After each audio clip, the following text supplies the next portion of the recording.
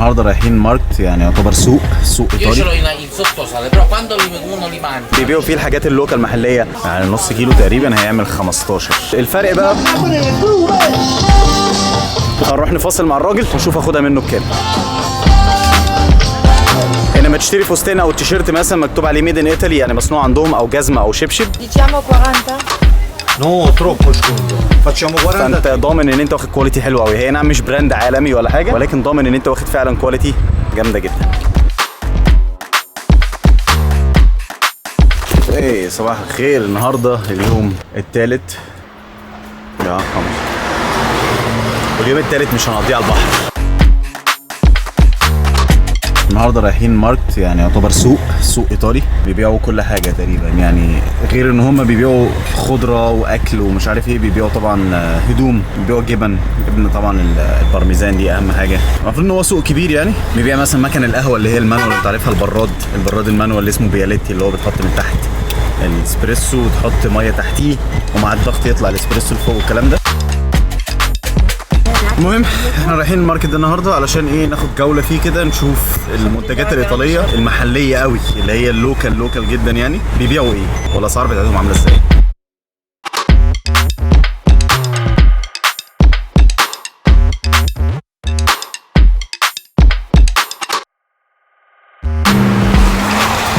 اسعار البنزين عندهم لسه ممولين حالا ديزل اللي هو سولار، يعني ب1.81، يعني تقريبا شبه اللي عندنا في المانيا. تقريبا عندنا في المانيا ساعات بينزل اكتر عن كده شويه، يعني مثلا 1.70 1.75، ولكن يعني في نفس الرينج يعني.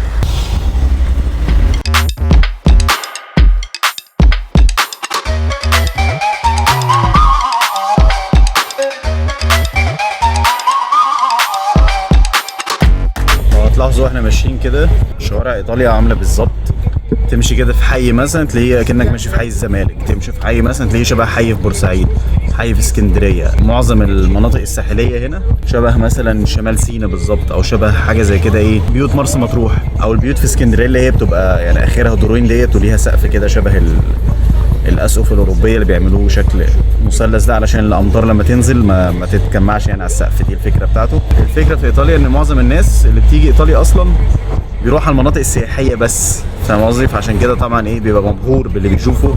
ولكن لو لفيت ايطاليا فعليا هتلاقيهم ان هم شبهنا قوي في كل حاجه، في الاكل، في الشوارع، في البيوت، في العربيات. يعني هنا العربيات ما حدش بياخد باله خالص من التصليح. العربيه في حاجه بايظه، يعني ما عندهمش الفحص المرور زي بتاع المانيا اللي هو لازم كل سنتين بيبقى بالملي. لو في لمبه كشاف ضربه يمين سيكا هيرجعك البيت، لو في كاوتش ممسوح سنه هيرجعك البيت. لا هنا زي مصر عادي، اعمل اللي انت عايزه بالعربيه. العربيه لو ما فيهاش اكسدام عادي امشي بيها، مفيش مشكله خالص.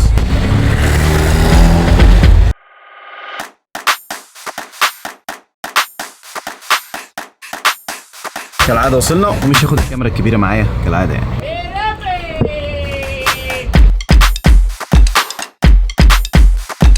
طبعا الزيتون الكلاماتا ده اهم حاجه في الليله كلها.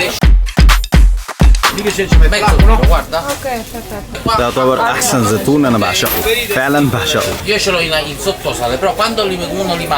بتكلم عربي بس، 7 لغات كمان. 7 يا فندم، 7 لغات والمو. الشاكو اللي متنا شيء. نص كيلو زيتون الكلاماتا تقريبا عمل 4 يورو تقريبا، 4 يورو. ال 100 جرام بجيبه في المانيا ب 3 يورو، ال 100 جرام بجيبه ب 3 يورو، يعني نص كيلو تقريبا هيعمل 15. هنا عمل 4 يورو، سعر كويس قوي قوي قوي. Diciamo 40. No, troppo sconto. Facciamo 43 però. جراتسيا. ودي كانت جبنه بارميزان. اسعارها عندنا في المانيا الكيلو تقريبا بيعمل 25 يورو 24 يورو، اللي هي بتبقى 20 شهر قديمه، 20 شهر او 24. طبعا لو عديت ل 24 الاسعار بتطلع لفوق قوي، يعني مثلا 30 شهر بقى لها 30 شهر معتقه حاجه زي كده بتعمل مثلا 30 يورو 35 يورو 36 شهر. انا جبت دلوقتي الكيلو 36 شهر متعتقه ب 20 يورو. ده سعر جامد فحت السنين، يعني ارخص حاجه هنا ب 16 يورو بس بتبقى 24 شهر. طبعا هي كل ما تقدم كل ما تكون احسن. اكيد عارفين الموضوع ده من موضوع زي الجبنه الرومي عندنا في مصر او الجبنه التركي. ده الهدف الرئيسي اصلا اللي انا جاي عشانه، الجبنه البارميزان.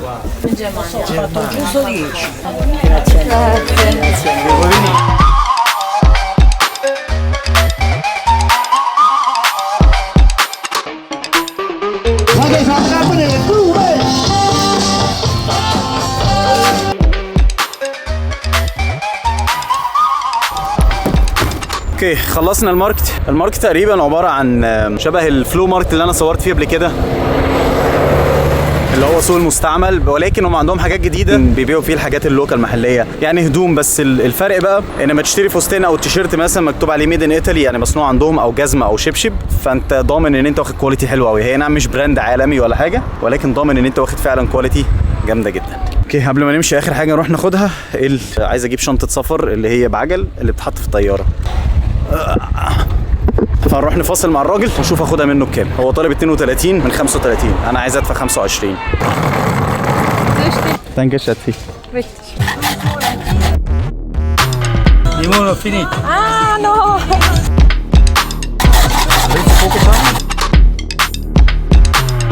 Olive. بنشتري جبنه دلوقتي، هم بيشتروا، انا اوريدي اشتريت البارميزان خلاص. Allora questa? Metà va bene? اوكي خدت منه الشنطه على 30. هو ما رضيش طبعا، قال اخر حاجه 32. هي بصراحه الشنطه انا لسه يعني قبل ما اروح له بصيت على امازون عندنا في المانيا ثمنها بتبدا ب 50 يورو علشان تجيب شنطه زي دي. 50 يورو يعني لو بالمصري عايزين تحسبوها تقريبا 1000 جنيه. فانا فصلت معاه تقريبا يعني من 35 ل 32 ل 30 يورو خلصت الشنطه بس كده. ليه بقى انا عايز شنطه زي دي؟ لان انا دايما باخد معايا شنطه، عارفين انتوا الشنطه بتاعت الفتنس بتاعت الجيم، تبقى شنطه كده بتمسكها بايدك او بتتعلق على الظهر، فدايما بتوجع. وساعات باخد يعني بتوجع كتافي، وساعات باخد شنطه الكاميرا، وشنطه الكاميرا بتبقى تقيله جدا، بتبقى على ظهري بيعرق طول ما انا ماشي بيها في المطار وكده. عشان كده جبت دي. كل اللي بيسافروا بلاقيهم دايما جارين شنطه صغيره كده يطلعوا بيها الطياره، وكل مره اقول انا عايز اجيب واحده وبنسى. المره دي بقى انا جبتها. طب 30 يورو بدل 50 يورو، وانا بقول 50 يورو ده اقل حاجه قوي، يعني كواليتي هتبقى رديئه جدا. اللي انا لسه جايبها دي حاجه ايطالي 100%. دلوقتي انا ما اعرفش ايه البلان او الخطه اللي جايه، ولكن هنشوف الطريق مودينا على فين.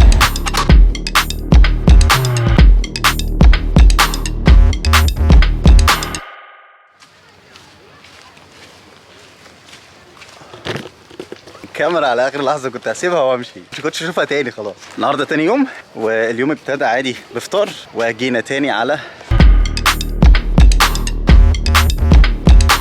البحر تاني. علشان كده ما صورتش احداث اليوم النهارده الصبح لانها ما فيهاش اي جديد. ده الطبيعي في اي اجازه اور لاوب يعني هوليداي، فبتيجي عشان الاستجمام والعوم.